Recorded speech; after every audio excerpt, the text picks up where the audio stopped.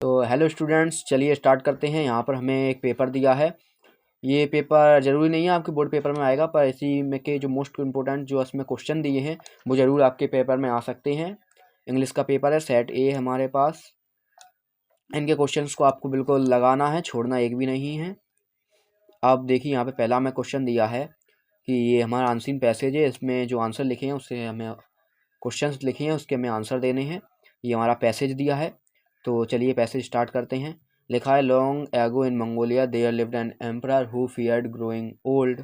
One day he saw an old man in the street upset at being reminded that somebody he too would age. He ordered all the old people to leave his land. One day a violent storm swept the kingdom. Nothing was safe from its fury. It roared into the palace and blew away the emperor's belongings, including his priceless golden pitcher.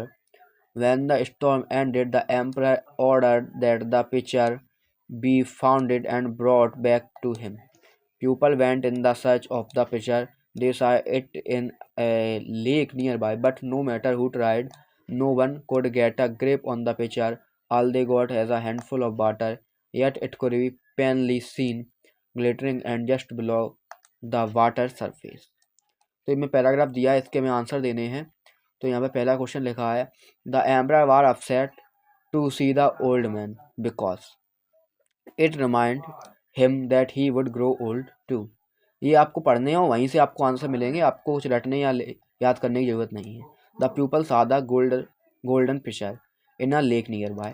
ठीक है, फिर the emperor's order were that all the, इसका answer है हमारा option number C, the old man should leave his land. तो उसके बाद what did the people who went to bring the pitcher get, तो इसका आंसर है the handful of water. Next, the emperor feared getting old. ये आपने जैसे मैंने वहाँ पे पढ़ के कर लिए, उसी प्रकार आप भी जब उसे वहाँ पर उसे पढ़ लेंगे, समझ लेंगे पैराग्राफ को, तो भी आसानी से कर पाएंगे।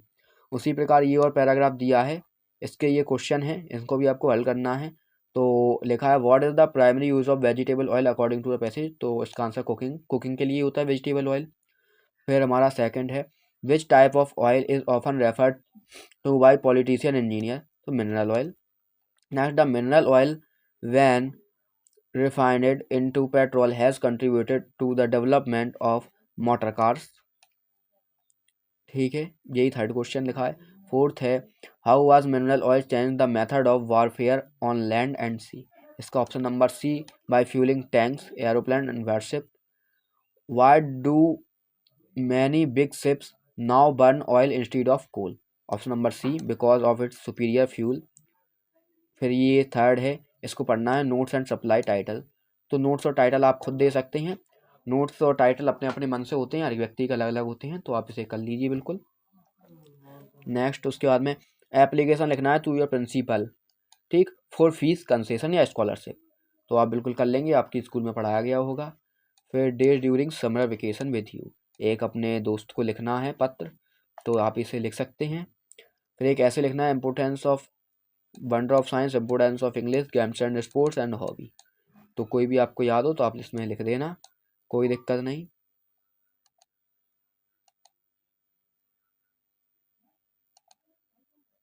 ठीक है, हॉबी का यहाँ पे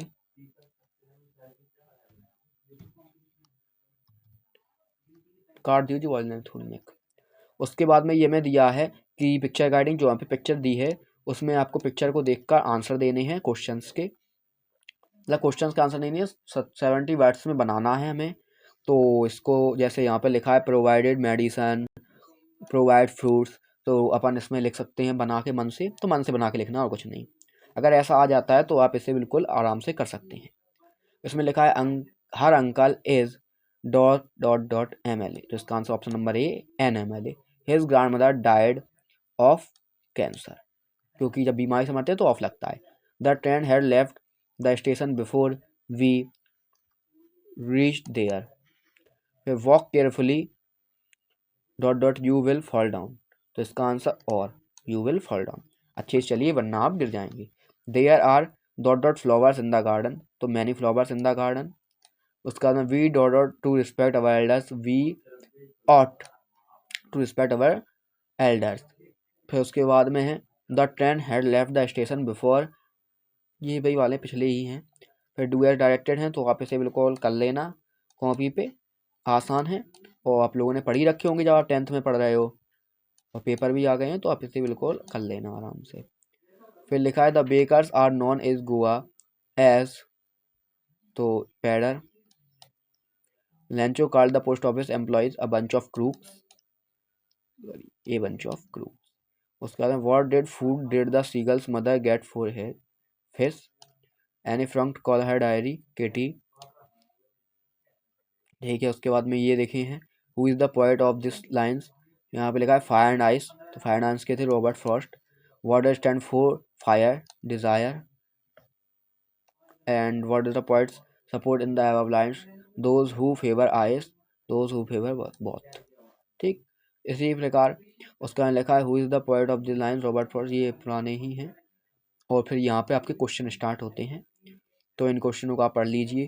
लिखा है हु और what did Lencho have faith in God, what did he do, why were the two national anthem sung, I will take risk, what is the risk, what is the baker called in Goa, what is Valli's favourite fast time, why was the otter name Maxwell, and where is Coorg and in the main crop of Coorg, what did the baker wear in the particular days, why was the author named Maxwell, where is Kung, what is the main crop of Kool. ये भी question है पुराने ऊपर ही वाले, दोबारा से आ गए हैं। Where are the trees in the poem, what is the colour of young women's hair, when the fickled him she tackled him unmercifully. Question है 2-2 नंबर के हैं, कोई 2 आपको करने हैं। अगर आप पेपर में नहीं कर रहे हैं, घर पे प्रैक्टिस कर रहे हैं, तो आप पूरे तीनों क्वेश्चन लगाएं, क्योंकि आपको पता नहीं है ना कौन से आ सकते हैं। फिर लिखा है what does Hari Singh get from Anil in return of for his work, यहाँ पे क्वेश्चन है, आपको इन्हें भी लगा लेना है। और फिर 3-3 नंबर क्वेश्चन मैं बताऊँगा बाद में। तो इस प्रकार आपका ये पूरा मैंने पेपर सॉल्व करा दिया है। ठीक है, अच्छा लगे तो वीडियो को